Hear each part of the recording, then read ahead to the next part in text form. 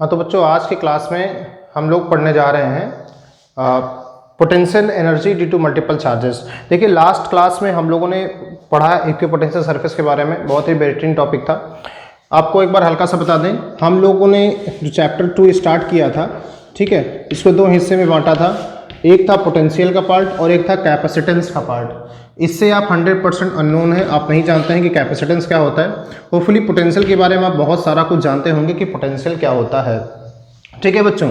तो पोटेंशियल के बारे में जब आप जान रहे हैं तो पोटेंशियल के बारे में हम डिस्कस कर चुके हैं बहुत ज़्यादा मात्रा में कि पोटेंशियल क्या होता है, पोटेंशियल सरफेसेस क्या होती हैं। पोटेंशियल को डिस्कस करते साथ साथ में पोटेंशियल एनर्जी भी चल रहा था, ठीक है। तो अब पोटेंशियल एनर्जी एक बार फिर से आ रही है, क्योंकि potential due to multiple charges तो हमने पढ़ लिया, लेकिन अभी potential energy due to multiple charges नहीं पढ़ा।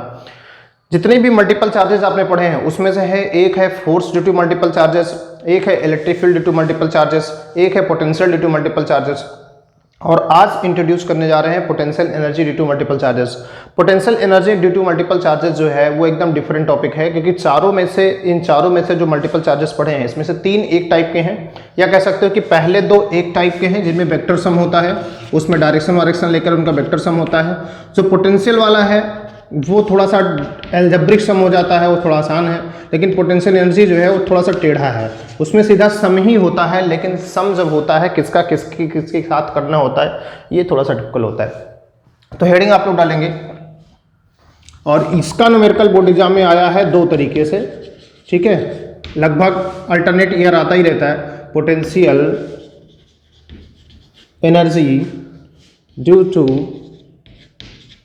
मल्टीपल चार्जेस, ठीक है, मतलब 2 चार्जेस से ज़्यादा अगर चार्जेस होंगे तो उनकी पोटेंशियल एनर्जी कितनी होगी ये निकालते हैं। तो सबसे देखिए, बड़ा आसान सा काम है। सबसे पहले काम करिए, आपके पास अगर 2 चार्जेस हैं तो उनकी पोटेंशियल एनर्जी कितनी होगी पहले देखते हैं। एक चार्ज आपके पास Q1 है, एक चार्ज आपके पास Q2 है, इनके बीच की डिस्टेंस अगर R है, ठीक है, तो इनकी पोटेंशियल एनर्जी क्या होगी पहले ये निकालते हैं। तो कहा जाता है इनकी पोटेंशियल एनर्जी का जो फॉर्मूला होगा वो हो जाएगा U = 1/4 पाई एप्सिलॉन नॉट, दोनों चार्जेस मतलब Q1 Q2 और उनके बीच की डिस्टेंस, तो ये इनकी बीच की पोटेंशियल एनर्जी, ये इनकी पोटेंशियल एनर्जी हो जाएगी। तो पोटेंशियल एनर्जी के बारे में ध्यान रखिएगा, पोटेंशियल एनर्जी कभी भी किसी चार्ज की नहीं होती, पोटेंशियल एनर्जी कभी भी किसी चार्ज की नहीं होती, पोटेंशियल एनर्जी हमेशा सिस्टम की होती है। What is system? ये दोनों चार्ज मिलकर जो बने हुए हैं ये एक सिस्टम है। अगर यहाँ पे 3 चार्ज होते तो पोटेंशियल एनर्जी हमेशा सिस्टम की होती, तो पोटेंशियल एनर्जी हमेशा सिस्टम की होती है। अब कोई आपसे कहे कि इस चार्ज की पोटेंशियल एनर्जी निकालो, तो ये स्टेटमेंट ही गलत है। हमेशा पोटेंशियल एनर्जी आपसे कहेगा सिस्टम के निकालने की, या कहेगा कॉम्बिनेशन के निकालने की। मतलब कोई भी वो वर्ड यूज कर सकता है, उसका मीनिंग जो होगा वो सिस्टम ही होगा। वो वर्ड यूज कर सकता है कॉन्फ़िगरेशन, वो वर्ड यूज कर सकता है कॉम्बिनेशन, वो वर्ड यूज कर सकता है सिस्टम। तो आपको इन सारी चीज़ों की पोटेंशियल एनर्जी निकालने के लिए कह सकता है। अब आज हम लोग पढ़ने जा रहे हैं मल्टीपल चार्जेस, मतलब मोर देन 2, ठीक है, मोर देन 2 चार्जेस के लिए पोटेंशियल एनर्जी कितनी होगी ये तो हम लोगों ने आपको वो बताया है जो आप जानते थे। मोर देन 2 चार्जेस की पोटेंशियल एनर्जी कैसे निकालते हैं और क्या होगी ये निकालने जा रहे हैं। इसका एक न्यूमेरिकल भी एनसीईआरटी में दिया गया है, वो भी हम लोग पढ़ेंगे। तो अगर आप 2 चार्जेस की वजह से पोटेंशियल एनर्जी निकालना जानते हैं तो मोर देन 2 का भी निकाल ही लेंगे आप।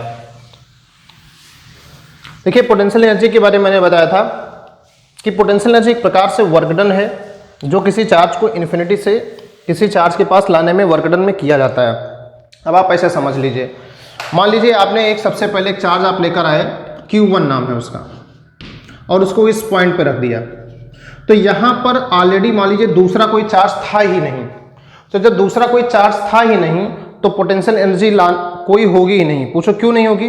क्योंकि जब आप चार्ज लेकर आए आपको कोई वर्क डन ही नहीं करना पड़ेगा। क्यों वर्क डन नहीं करना पड़ेगा? What is the reason? तो उसका रीजन ये है कि भाई जब ऑलरेडी कोई चार्ज ही नहीं है तो ना तो अट्रैक्शन होगा ना तो रिपल्सन होगा। तो अट्रैक्शन रिपल्सन नहीं होगा तो फोर्स नहीं लगेगा, और अगर फोर्स नहीं लगेगा तो वर्क डन नहीं होगा, वर्क डन नहीं होगा तो पोटेंशियल एनर्जी नहीं होगी। तो कहने का मतलब ये था कि जब आप पहला चार्ज लेकर आए तो उसकी वजह से कोई भी पोटेंशियल एनर्जी नहीं होगी। तो work done to bring first charge, मतलब जो पहली पोटेंशियल एनर्जी थी वो आपकी हो गई 0। इसे क्वेश्चन नंबर 1 डाल दीजिए। इसके बाद आप क्या करेंगे, आप ला रहे हैं एक दूसरी पोटेंशियल एनर्जी, एक दूसरा चार्ज ला रहे हैं, इन्फिनिटी से कोई दूसरा चार्ज ला रहे हैं और उसको यहाँ पे ला के रख दे रहे हैं। ये पॉइंट आप मान लीजिए Q2 है, और यहाँ पे जब आप लाकर रख रहे हैं तो हमने आपसे बताया था कि इन दोनों चार्जेस के बीच की डिस्टेंस देखी जाती है। अगर ये डिस्टेंस r है तो यहाँ तक लाने में आपने इसको एक वर्कडन किया होगा, वही इसकी पोटेंशियल एनर्जी होगी। और वो वर्कडन आप लोगों ने निकालना सीख लिया है, उसका पूरा डेरिवेशन किया है, वो कितना होगा। तो इसको हम कुछ ऐसे लिखते हैं U12 का मतलब 1 और 2 की पोटेंशियल एनर्जी, 1 और 2 के बीच की जो पोटेंशियल एनर्जी है वो कितनी होगी। तो इसका जवाब है 1/4 pi epsilon not Q1 Q2 upon R। ये कुछ पोटेंशियल एनर्जी का फार्मूला हो जाएगा। ये हो गई सेकंड नंबर, ठीक। ऐसे ही अब मोर देन 2 के लिए हम जा रहे हैं, तो हम जरूरी ही बात है कि हम एक तीसरा चार्ज मिलाएंगे। इन्फिनिटी से एक तीसरा चार्ज लाते हैं जो Q3 है। तो Q3 से यहाँ तक की डिस्टेंस कुछ हम मान लेते हैं। जैसे यहाँ से यहाँ तक की डिस्टेंस हमने मान लिया R13 है, और यहाँ से यहाँ तक की डिस्टेंस है R23। देखिए जब आप इस चार्ज को लेकर आएंगे तो ये भी रिपल्सन करेगा, ये भी रिपल्सन करेगा। अगर तीनों को मैं पॉजिटिव मान लूँ तो जब ये भी रिपल्सन करेगा, ये भी रिपल्सन करेगा, तो आपको इसके अगेंस्ट भी वर्क डन करना पड़ेगा, इसके अगेंस्ट भी वर्क डन करना पड़ेगा। मतलब अब इस सिस्टम की जो पोटेंशियल एनर्जी होगी, मतलब इनको छोड़ दिया जाए, ये तो ऑलरेडी लिख चुके हैं, इसकी वजह से जो सिस्टम की पोटेंशियल एनर्जी होगी वो दो चार्जेस की वजह से होगी। मतलब अगर हम U3 निकालें तो U3 जो होगी, एक तो U13 होगी और एक U23 होगी। मतलब दूसरे चार्ज, पहले चार्ज की वजह से पोटेंशियल एनर्जी होगी तीसरे चार्ज की, और एक दूसरे चार्ज की वजह से होगी। ये होंगी कितनी, ये कुछ इतनी होंगी 1/, निकालना सीखिए कैसे निकाला जाता है, 1/4 पाई एप्सिलॉन नॉट। चार्जेस कितने हैं 13 में, Q1 हो जाएगा, Q3 हो जाएगा, अपॉन बीच की डिस्टेंस कितनी हो जाएगी, बीच की डिस्टेंस हो जाएगी R13। फिर यहाँ कितना हो जाएगा, प्लस लगाएंगे आप 1/4 pi epsilon not Q2 Q3 upon R23। तो आपने यहाँ से देखा किस प्रकार से जो पोटेंशियल एनर्जी है वो तीन चार्जेस की वजह से कितनी हो गई।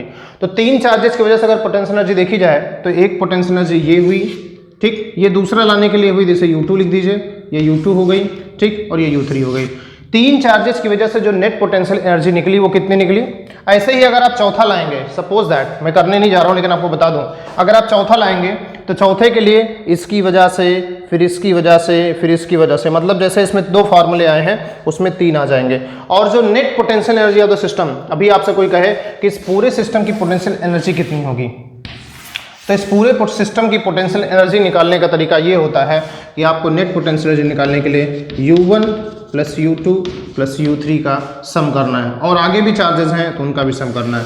तो इन सारे पोटेंशियल एनर्जीज को जोड़ देना है, इसको इसको इसको, तो नेट पोटेंशियल एनर्जी आपकी निकल कर आ जाएगी। तो इस तरीके से potential energy due to multiple charges निकाली जाती है। हमारे पास कई चार्जेस होते हैं। कुल मिलाकर कहने का मतलब क्या है, अगर आप यहाँ ध्यान से देखें तो पोटेंशियल एनर्जी कुछ ऐसे निकाली गई है कि इन दोनों के बीच, मतलब किसी को छोड़ा नहीं गया है, Q1 Q2 के बीच की पोटेंशियल एनर्जी निकाली गई है, इसके बीच की निकाली गई है, इसके बीच की निकाली गई है। मतलब हर वो पॉसिबल निकाला गया है जो संभव है वहां पर। अगर वहां पे 4 होते तो ऑल पॉसिबल 4 का निकाला जाता। तो ये कहानी कुछ हमारी है पोटेंशियल एनर्जी निकालते समय की, जिसको आपको ध्यान रखना है, ठीक है। तो इसको आप नोट कर लीजिए। हम आपको एक न्यूमेरिकल की तरफ लेकर चलते हैं जो हमारी NCERT में ही छपा हुआ है, उसके बाद आपको समझ में आएगा क्लियरली और इस टॉपिक के बारे में।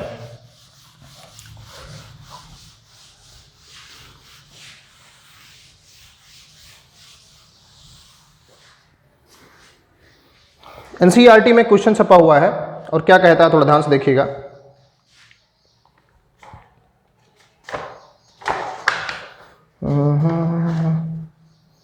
खुल जा बच्चा।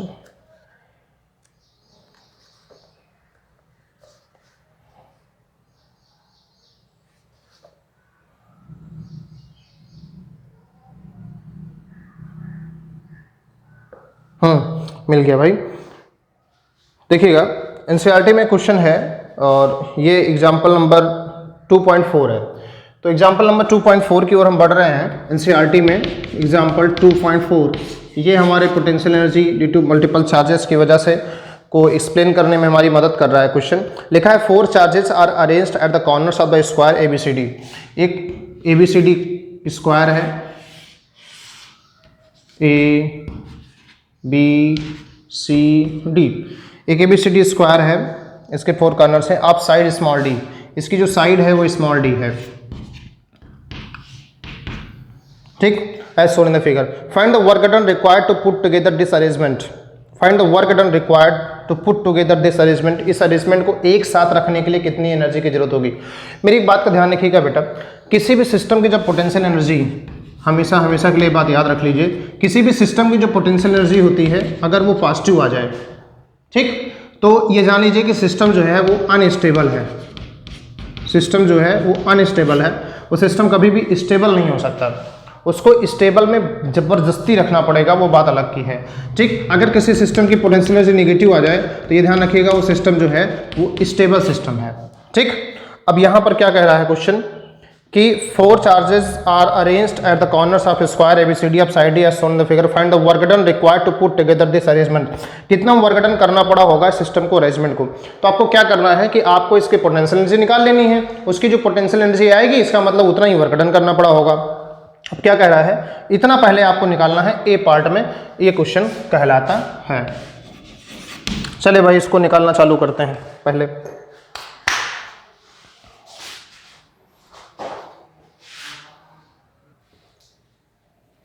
तो सबसे पहले उसने क्वेश्चन में कहा है कि वर्क डन निकालिए कि ABCD, हाँ वर्क डन निकालिए इस सिस्टम को अरेंज करने के लिए। तो वर्क डन निकालने का मतलब है सिस्टम की पोटेंशियल एनर्जी निकालिए, क्योंकि वर्क डन ही पोटेंशियल एनर्जी होता है। चलिए ये की बात मैंने बताई थी, इसको नोट करना आपके लिए इंपॉर्टेंट था। तो सबसे पहले सिस्टम की पोटेंशियल एनर्जी निकालने की कोशिश की जा रही है। क्या कहा था, चार्ज के बारे में कुछ नहीं बताया कि कितना चार्ज कहाँ रखा हुआ है, ये तो हम लोगों ने ध्यान ही नहीं दिया। चार्ज के बारे में कुछ तो बोला ही नहीं, आगे दिया होगा। बी पार्ट में कहा है charge Q0 is brought to the centre E of the square, वो तो अलग चीज हो गई। 4 charges being held fixed at its corner, हाँ लिखा हुआ है। How much extra work done is 4 charges. अच्छा चार्जेस डायग्राम में ही दिए गए हैं, डायग्राम हम देख नहीं रहे थे, लैंग्वेज को देख रहे थे। प्लस Q माइनस Q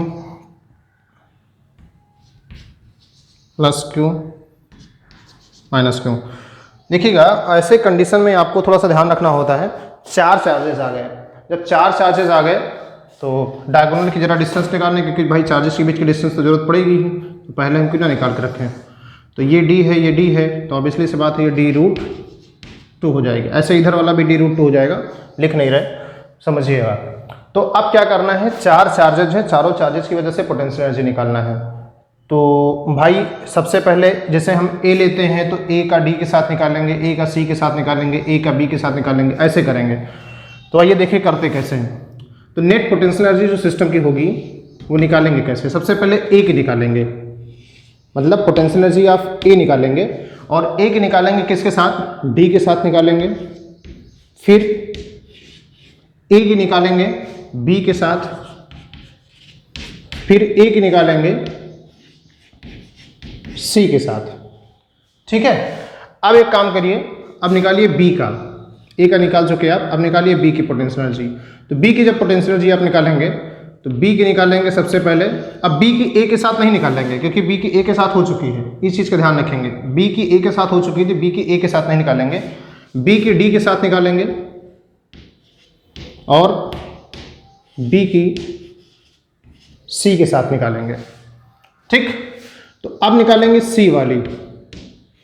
तो C का निकालते समय ध्यान रखिएगा कि C का A के साथ हो चुका है, C का B के साथ हो चुका है, तो C का बचा किसके साथ, C का बचा D के साथ। अब निकालेंगे D का, D की पोटेंशियल निकालेंगे।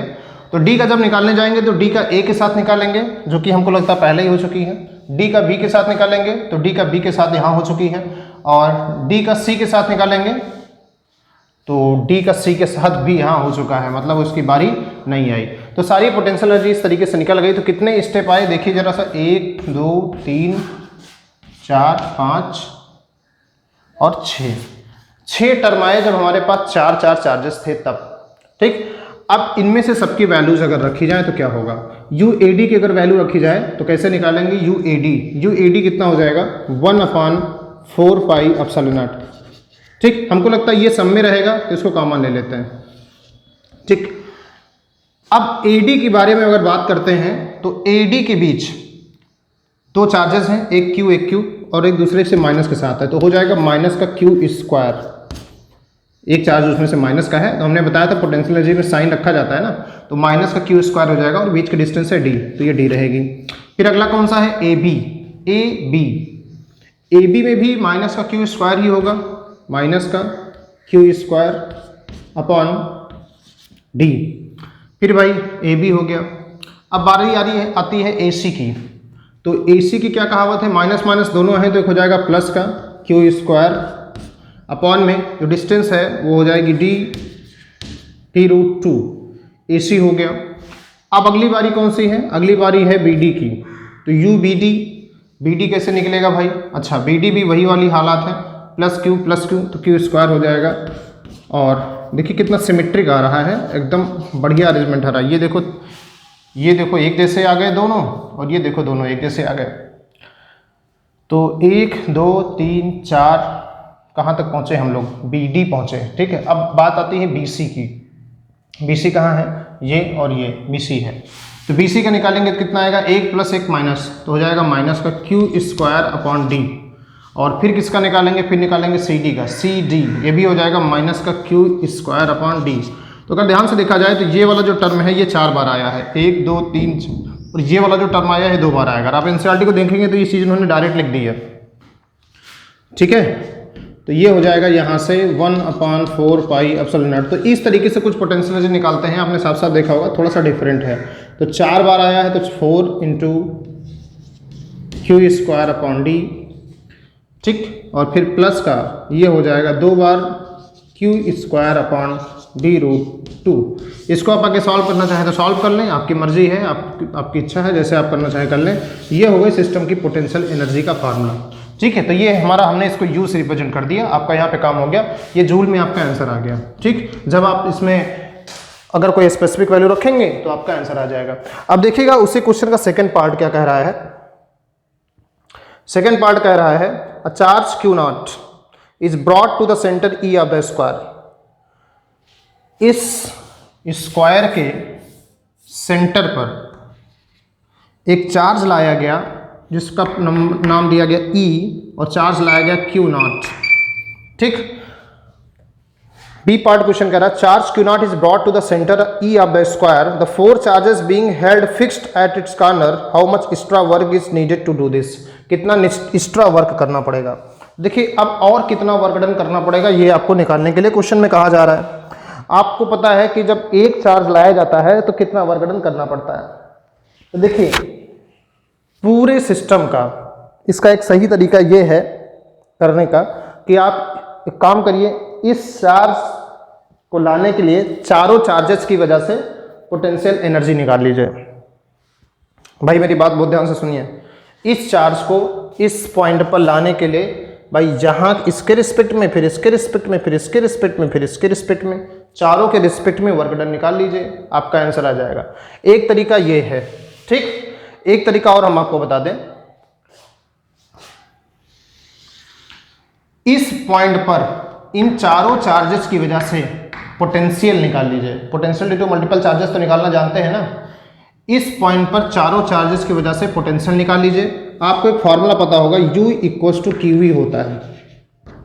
तो जब आप इस पॉइंट पे पोटेंशियल निकालेंगे, ठीक, तो हमारी समझ से पोटेंशियल 0 आएगा। पूछो क्यों 0 आएगा, क्योंकि जितना ये है उतना ये निगेटिव में आएगा, जितना ये निगेटिव उतना ये पॉजिटिव आएगा, पोटेंशियल आ जाएगा 0। और जब आप चार्ज ला रहे होंगे, चार्ज इंटू पोटेंशियल मतलब 0, तो आपको कोई वर्क डन नहीं करना पड़ेगा। ये मैं ओवरऑल आपको समझा देता हूँ इस तरीके से, बाकी आप न्यूमेरिकल को करिएगा प्रॉपरली, आपका आंसर आ जाएगा। तो ये हुई एक बढ़िया से तरीका क्वेश्चन को सॉल्व करने का जो आपने देखा, ठीक है। तो ये हमारा कहानी थी पोटेंशियल एनर्जी की, potential energy due to multiple charges. Potential energy हमारे यहाँ सिलेबस में एक अच्छा खासा बड़ा टॉपिक है और हर साल इस पे 2-4 न्यूमेरिकल, एक आधा न्यूमेरिकल मतलब बोर्ड एग्जाम में आ जाता है, ऑप्शन में आता है। जब ये न्यूमेरिकल आता है तो इसके साथ कोई ना कोई और एडिशनल न्यूमेरिकल आता है। 2019 के क्वेश्चन में जाइएगा तो 2019 के क्वेश्चन पेपर में आपको इसका क्वेश्चन में आपको मिलना ही मिलना है। अच्छा भाई, अब आते हैं हम लोग अपने नए टॉपिक पर। जिस फार्मूले को मैंने लिखा है उसके बारे में थोड़ी सी विवेचना करते हैं और अपने अलग कंटेंट के बारे में बात करते हैं। पोटेंशियल एनर्जी ही हमारा अगला टॉपिक है, लेकिन वो एक्सटर्नल फील्ड में है कि जब हमारे पास एक बाहरी फील्ड होगी तो वहाँ पर पोटेंशियल एनर्जी का फार्मूला क्या होगा, तो फील्ड कितनी होगी। तो नेक्स्ट स्टेटमेंट डालेगा potential energy in external field.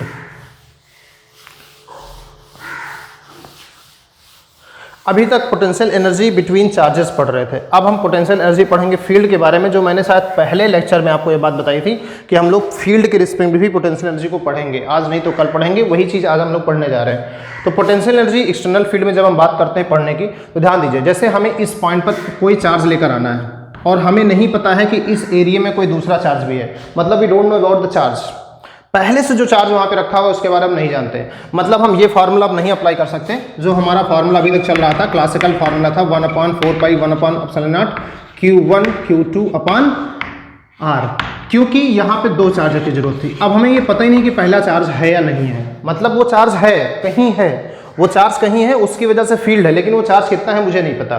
तो ये एरिया ऐसा है जिसमें इलेक्ट्रिक फील्ड है, और इलेक्ट्रिक फील्ड है तो इलेक्ट्रिक पोटेंशियल होगी, ये बात भी आप जानते हैं। तो अगर इलेक्ट्रिक पोटेंशियल होगा तो इस पॉइंट पर कोई एक स्पेसिफिक पोटेंशियल होगा, जैसे हमने मान लिया इस पॉइंट पर इलेक्ट्रिक पोटेंशियल है VR, जहाँ पे R जो है इसकी पोजीशन को रिप्रेजेंट कर रहा है, प्रोडक्ट में नहीं लिखा, ध्यान रखिएगा। V जो है इस पॉइंट का पोटेंशियल है। तो अगर आप इस पॉइंट पर एक चार्ज लेकर आएंगे, कहीं से भी लेकर आए, किसी भी डायरेक्शन से लेकर आए, इस पॉइंट पर आप क्यों चार्ज लेकर आएंगे, तो कहा जाता है कि यहाँ की जो पोटेंशियल एनर्जी हो जाएगी, ये तो अभी मैंने आपको बताया है, इस पॉइंट की जो पोटेंशियल एनर्जी होगी वो Q मल्टीप्लाइड बाई V हो जाएगा। इस तरीके से आप निकालते हैं। तो ये potential energy of a single charge के लिए फार्मूला आप लगा सकते हैं, potential energy of single charge in an external field. कोई सिंगल चार्ज किसी एक्सटर्नल फील्ड में रखा हुआ है तो उसकी पोटेंशियल एनर्जी का जो फार्मूला होगा वो Q = Q × V × R हो जाएगा। ठीक, अब नेक्स्ट हेडिंग डालेंगे potential energy of two charges in external field. अगर दो चार्जेस किसी एक्सटर्नल फील्ड में रखे हुए हैं तो उनकी पोटेंशियल एनर्जी क्या होगी। तो सबसे पहले सपोज कर लीजिए आप पहला चार्ज लेकर आए Q1 और आपने उसको यहाँ रखा जहाँ पे उसकी पोटेंशियल थी VR1 लिख लीजिए, पोटेंशियल को V ही रखिए क्योंकि फंक्शन है R1 का मान लेते हैं। ठीक है, तो इस पॉइंट पर अब जब आप लेकर आएंगे तो आपकी पहली पोटेंशियल एनर्जी कितनी हो जाएगी, U1 = Q1 VR1, ये आपकी पहली पोटेंशियल एनर्जी हो गई। अब आप दूसरा चार्ज जब लेकर आएंगे, जैसे आप दूसरा चार्ज लेकर आए, इस पॉइंट पर रख दिया आपने, तो दूसरा चार्ज जब आप लेकर आएंगे तो इस पॉइंट पर एक पोटेंशियल भी होगा जो फील्ड का पोटेंशियल है। ठीक, मान लेते हैं VR2 है, और साथ साथ में आपको एक वर्क डन करना पड़ेगा ड्यू टू दिस चार्ज। तो इसका मतलब जो आपकी U2 होगी, जो दूसरी पोटेंशियल एनर्जी होगी, वो दो की वजह से होगी। एक तो Q2 = VR2 होगी, साथ साथ में इन दोनों चार्जेस के बीच की पोटेंशियल एनर्जी होगी, मतलब 1/4πε0 Q1 Q2 अपान इनके बीच के डिस्टेंस, जैसे इनके बीच के डिस्टेंस R12 है तो यहाँ पर R12। तो अब जो नेट पोटेंशियल एनर्जी हो जाएगी वो कितनी हो जाएगी, U = U1 + U2 हो जाएगी, इन दोनों का सम हो जाएगी। ऐसे ही तीन चार्जेस की वजह से आप पोटेंशियल एनर्जी निकालेंगे तो ऐसे ही आपका जो स्टेप होगा वो बढ़ता चला जाएगा। तो पोटेंशियल एनर्जी एक्सटर्नल फील्ड में कैसे निकाली जाती है, ये चीज़ आप लोगों को यहाँ से समझ में आ गई होगी, होप सो। पोटेंशियल एनर्जी की बहुत सारी यूनिट्स हैं, जैसे इलेक्ट्रॉन वोल्ट होती है, ठीक है, किलो इलेक्ट्रॉन वोल्ट होती है, ये सब आपको ध्यान रखना है। आपको यहाँ पर मैं बता देता हूँ कि इस साल एग्जाम में पूछा गया था एक क्वेश्चन, उसमें पोटेंशियल एनर्जी या काइनेटिक एनर्जी निकालने को कहा था और उसने कंडीशन लगा दी थी कि इसको आपको मेगा इलेक्ट्रॉन वोल्ट में निकालना है। आपको जानकारी के लिए बता दूं कि 1 इलेक्ट्रॉन वोल्ट का जो मतलब होता है वो होता है 1.6 × 10⁻⁻19 जूल, ये होता है। ये भी पोटेंशियल एनर्जी या एनर्जी का फार्मूला होता है, पोटेंशियल एनर्जी में इसको यूज कर सकते हैं। 1 इलेक्ट्रॉन वोल्ट = 1.6 × 10⁻⁻19 जूल। अगर आप 1 keV का यूज करेंगे, मतलब किलो इलेक्ट्रॉन वोल्ट का यूज करेंगे, तो ये हो जाएगा 1.6 × 10⁻⁻16 जूल हो जाएगा। ठीक, अगर यहाँ पे आप 1 MeV का यूज करेंगे तो 1.6 × 10⁻13 जूल हो जाएगा। ठीक, तो ये सारे फार्मूले हैं जो एनर्जी के ही हैं, जो आपको पता होने चाहिए। आइए देखते हैं, एक न्यूमेरिकल है, NCERT का ही है, तो इसको जरा सा देख लेते हैं क्या कहता है क्वेश्चन। ये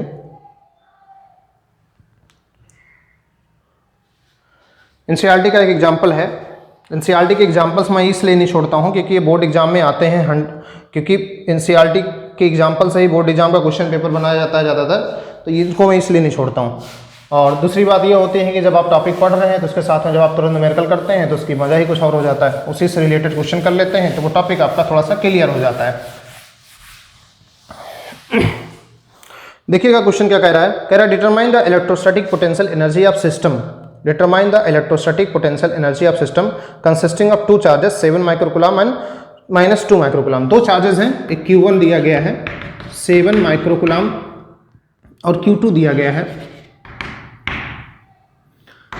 -2 microcoulomb and with no external field. अब यहाँ पर देखिए जैसे मैंने अभी एक्सटर्नल फील्ड वाली बात की है तो उसमें एक्सटर्नल फील्ड नहीं दी गई है। अभी मैंने जो भी कॉन्सेप्ट आपको पढ़ाया है उसमें एक्सटर्नल फील्ड थी, लेकिन इसमें एक्सटर्नल फील्ड नहीं थी।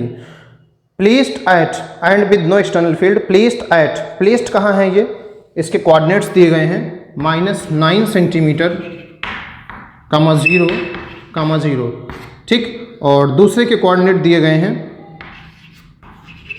9 सेंटीमीटर, 0, रिस्पेक्टिवली। ये दोनों के कोऑर्डिनेट हैं। तो आप देख कर जान जाएंगे कि इनके बीच की जो डिस्टेंस है, इनकी बीच की जो डिस्टेंस है वो 18 सेंटीमीटर हो गई। कैसे? क्योंकि एक एक्स एक्सिस के -9 पर है और एक एक्स एक्सिस के +9 पर है, इनके बीच की डिस्टेंस प्लस के 18 हो गई। और आपसे कहा है कि इनकी पोटेंशियल एनर्जी निकालिए, तो बड़ी आसानी सी बात है इनकी पोटेंशियल एनर्जी निकालना, क्योंकि पोटेंशियल एनर्जी इक्वल्स टू हो जाएगा U equals to 1/4πε0 Q1 Q2 upon R, ठीक। तो ये हो गई आपकी 9 × 10⁻9 और चार्जेस कितने हो गए 7 × 10⁻⁻6 × 2 × 10⁻⁻6 और वहाँ जो माइनस लगा है उसकी वजह से आगे माइनस लगा दीजिए। अपान में डिस्टेंस नीचे दी गई है 18 × 10⁻⁻2 मीटर, ठीक। अब इसको आप सॉल्व कर दीजिए, आपका आंसर आ जाएगा, पोटेंशियल एनर्जी आ जाएगी, ठीक है। अब उसी क्वेश्चन में बी पार्ट में क्या कह रहा है, कह रहा how much work is required to separate the 2 charges infinitely away from each other. अब यहाँ पर आपको एक बात बता दूं, मैं पहले क्वेश्चन को थोड़ा ध्यान से देखिएगा। आप लोग एनसीईआरटी में जाकर क्वेश्चन पढ़ लिए करिए, क्योंकि जब मैं पढ़ता हूँ तो मैं सॉल्व करने के पर्पज से पढ़ता हूँ, आप जब पढ़ेंगे तो आप थोड़ा सा समझने के पर्पज से पढ़ेंगे। एनसीईआरटी में 2.5 है ये, और कह रहा है कि कितना वर्क डन करना पड़ेगा। देखिए इनकी जो पोटेंशियल एनर्जी आएगी वो निगेटिव आएगी। अभी मैंने आपसे कहा था कि सिस्टम की जब पोटेंशियल एनर्जी निगेटिव आ जाए तो इसका मतलब सिस्टम स्टेबल होता है। स्टेबल से मतलब ये है कि एक चार्ज दूसरे चार्ज के पास रुका रहेगा, वो एक दूसरे से दूर नहीं भागेगा, स्टेबल रहेगा, ठीक। और जब सिस्टम की पोटेंशियल एनर्जी पॉजिटिव आ जाती है इसका मतलब सिस्टम अनस्टेबल है। मतलब उनको अगर आपको रोक के रखना है एक दूसरे के पास तो जबरदस्ती रोक के रखना पड़ेगा, अदरवाइज एक दूसरे से दूर भाग जाएंगे। तो जब ये सिस्टम स्टेबल है तो कह रहा है बी पार्ट क्वेश्चन, कह रहा है कितना वर्क डन करना पड़ेगा कि सिस्टम के जो चार्जेस हैं ये एक दूसरे से इनफाइनाइट दूरी पर चले जाएं। तो उसका जवाब ये होगा कि जितना हमने वर्क डन किया है उतना ही अपोजिट वर्क डन कर दें, वो एक दूसरे से दूर चले जाएंगे। मतलब इसको सॉल्व करने के बाद जो आंसर आएगा, जैसे मान लिया -x जूल आंसर आ गया, तो आपका जवाब होगा कि सर बी पार्ट का कि हम अगर +x जूल एनर्जी इसको दे दें तो ये सिस्टम जो होगा ये इनफाइनेटली एक दूसरे से दूर दूर हो जाएंगे, ये आपका जवाब होगा। तो ध्यान रखें जब सिस्टम को वो सेपरेट करने की बात कहे तो इसका मतलब सिस्टम स्टेबल था, और सिस्टम स्टेबल था मतलब उसकी एनर्जी माइनस की थी, और उसकी एनर्जी जब माइनस की थी तो आपको उतने ही अमाउंट की प्लस एनर्जी दे देनी है, सिस्टम अनस्टेबल हो जाएगा और एक दूसरे से इनफाइनाइट डिस्टेंस पे चला जाएगा। तो आपका जवाब यहाँ पर ये है, कोई आपको कैलकुलेशन नहीं करना है, लेकिन ये आपका कॉन्सेप्ट अगर क्लियर होगा तभी आप ये चीज़ कर पाएंगे, नहीं आप ढूंढते रह जाएंगे कहाँ से वर्क डन करें और कहाँ से लाएं क्वेश्चन, ठीक। ये सेकंड पार्ट आपका मज़ेदार तरीके से हो गया हमारा, जो पोटेंशियल एनर्जी से रिलेटेड था। अब हमारा एक इंपॉर्टेंट डेरिवेशन है potential energy of dipole in external field. Dipole जो है, जो आपने पिछले चैप्टर में स्टार्ट किया था वो भी कंटिन्यूड है, वो धीरे धीरे करके हर जगह आता रहेगा। Potential energy of dipole in an external field, heading डालेंगे आप लोग सभी, potential energy of dipole in external field. Potential energy of dipole in an external field.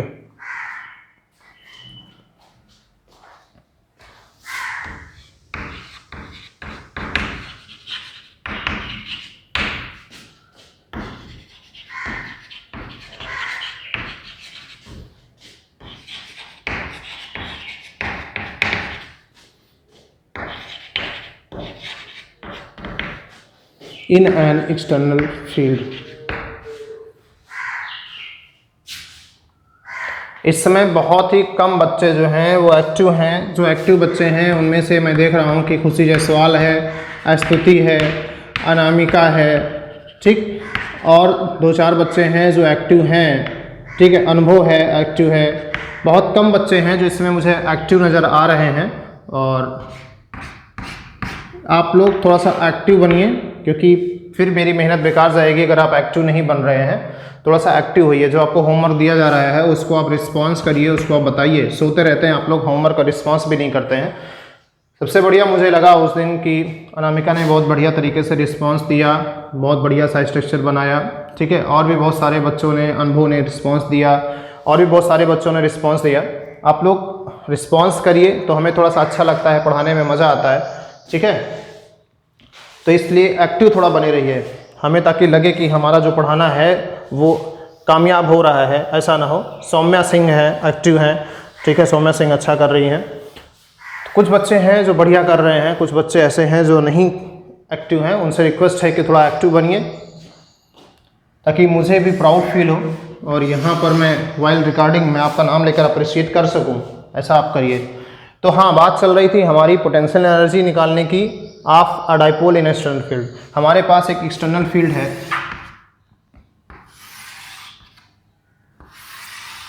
इसमें भी डाइपोल की एक पोटेंशियल एनर्जी होती है।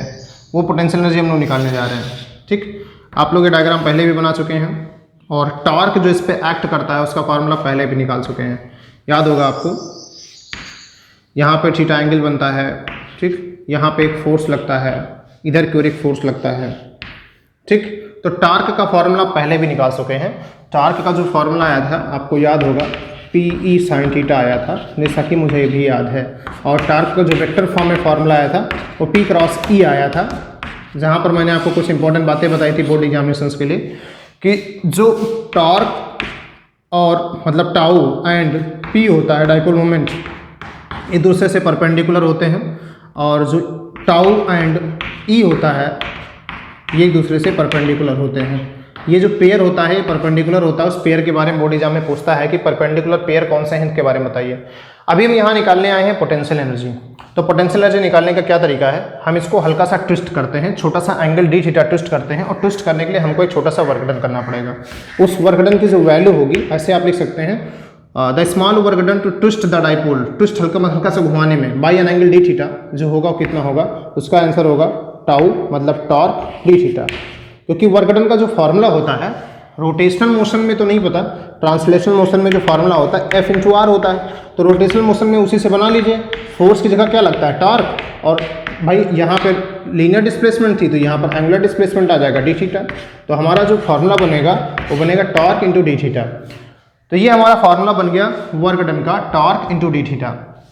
अब अगर आपको नेट फोर्स निकालना है या नेट वर्क डन निकालना है, हम चाहते हैं कि हम निकालें net work done. Net work done to rotate the dipole from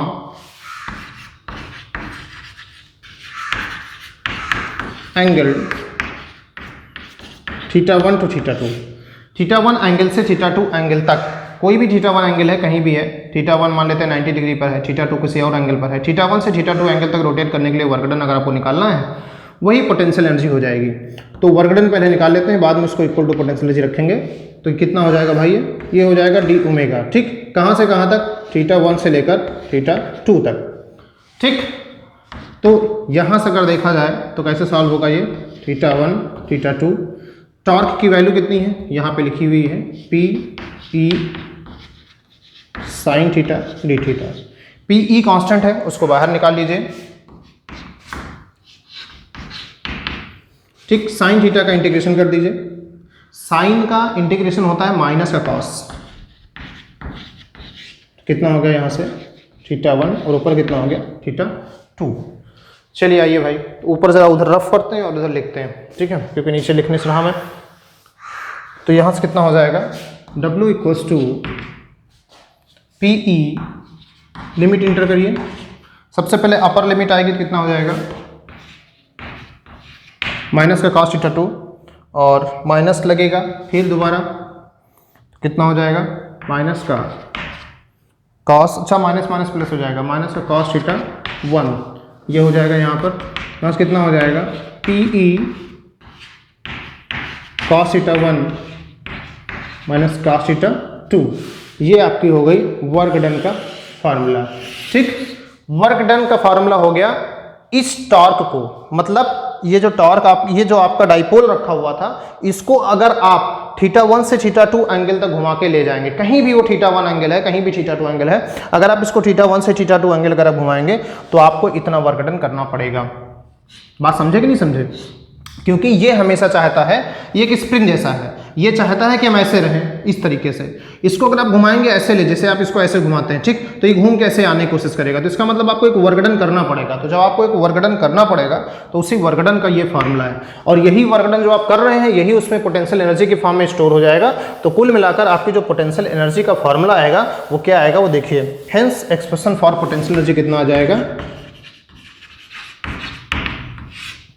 potential energy U equals to P E, P आप जानते हैं डाइपोल मोमेंट होता है, ई इलेक्ट्रिक फील्ड है जो एक्सटर्नल है, जो बाहरी इलेक्ट्रिक फील्ड है वहां पर वो, ठीक, कॉस θ1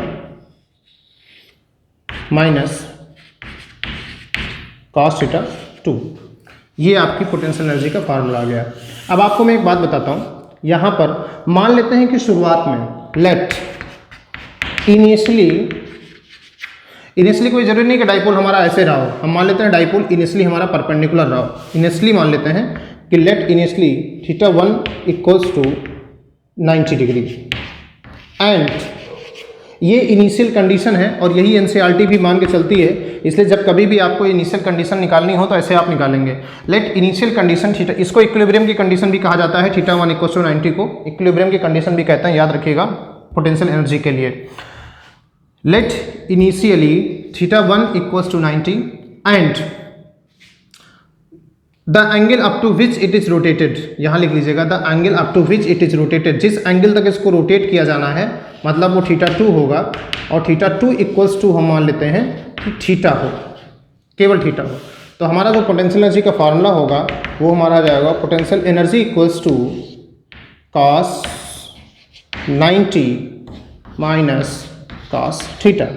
तो यहाँ से हमारी जो पोटेंशियल एनर्जी का फार्मूला निकल के आएगा वो निकल के आएगा potential energy equals to P E 0, cos 90 0 होता है, माइनस cos θ।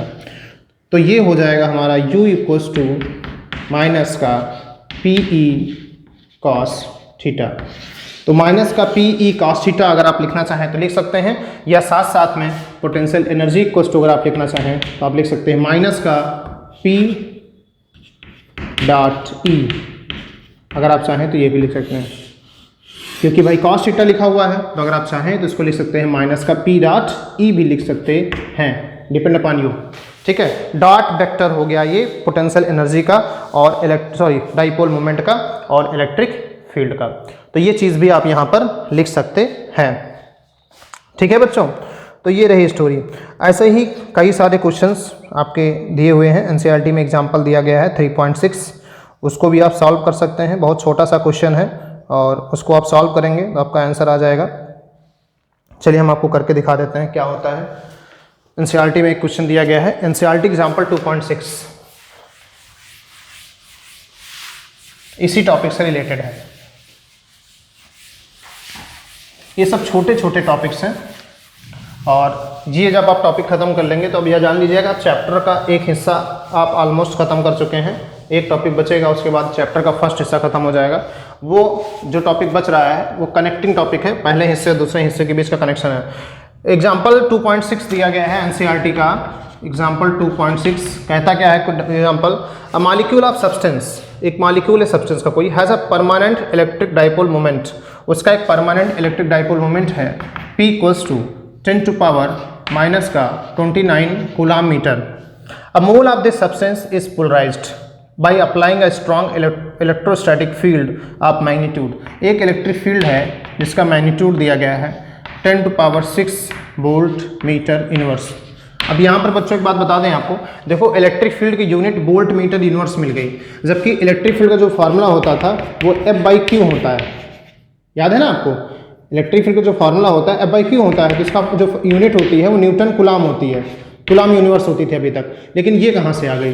तो आपने अभी कल एक डेरिवेशन किया है जिसमें आपने electric field equal to dV/dx निकाला है, तो ये यहाँ से आई। dV का मतलब वोल्टेज का मतलब वोल्ट और x का मतलब मीटर, तो इसकी यूनिट देखिए नई आ गई वोल्ट पर मीटर। तो अगर ये यूनिट लिखी है तब भी इलेक्ट्रिक फील्ड की है, ये यूनिट लिखी है तब भी इलेक्ट्रिक फील्ड की है, ये बात याद रखिएगा। आगे क्या कह रहा है question, the direction of field is suddenly changed by an angle 60 degree. जो डायरेक्शन ऑफ इलेक्ट्रिक फील्ड है उसको डायरेक्ट चेंज कर दिया गया बाय एन एंगल 60 डिग्री, तो थीटा हो गया 60 डिग्री। चाहे इलेक्ट्रिक फील्ड की डायरेक्शन चेंज करें, चाहे डाइपोल को घुमाए, बात वही है ना, इसलिए मैंने वहीं पर सीधा 60 डिग्री रख दिया। ठीक, फिर क्वेश्चन क्या कह रहा है, estimate the heat released by the substance in aligning its dipole along the new direction of field, for simplicity assume 100% polarisation of the sample.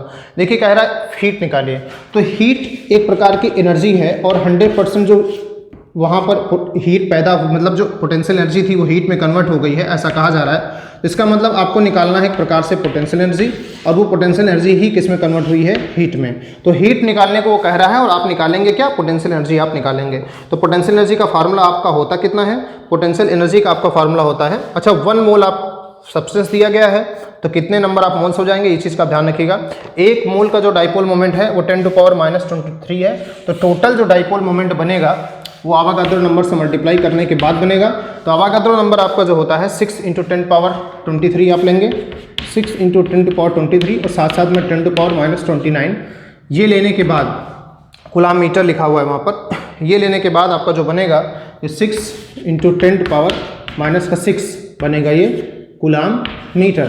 ठीक, तो ये आपका हो गया डाइपोल मोमेंट, और इलेक्ट्रिक फील्ड दी गई है और आप पोटेंशियल एनर्जी तुरंत लगा दीजिए, U = -PE cos थीटा। तो इस तरीके से आपका पोटेंशियल एनर्जी निकल आएगी और 100% कन्वर्ट हो रही, तो इसका मतलब 100% आपकी हो जाएगी। ठीक है, तो बच्चों इस तरीके से आप लोग जो है इस क्वेश्चन को कर पाएंगे। तो आज के पार्ट में यहीं तक, नेक्स्ट पार्ट में हम लोग मिलेंगे, जो कनेक्टिंग टॉपिक है पोटेंशियल और कैपेसिटेंस के बीच वो पढ़ेंगे। उसके बाद हम आ जाएंगे चैप्टर के नेक्स्ट पार्ट में, जल्दी से चैप्टर भी खत्म हो जाएगा। तो जैसा कि मैंने आप लोगों से कहा है कि बी एक्टिव, थोड़ा सा एक्टिव रहिए और एक्टिव को रिप्रेजेंट भी करिए, हमें बताते भी रहिए कि आप एक्टिव हैं। थोड़ा सा क्वेश्चन क्वेरीज जो आप कर रहे हैं उसकी रिपोर्टिंग हमें करते रहिए, ताकि मुझे लगे कि मेरे बच्चे पढ़ रहे हैं। ठीक है, फिर जल्दी मिलते हैं आपको नेक्स्ट वीडियो में, तब तक के लिए अपना ख्याल रखिए और मस्ती के साथ पढ़ते रहिए। जय हिंद।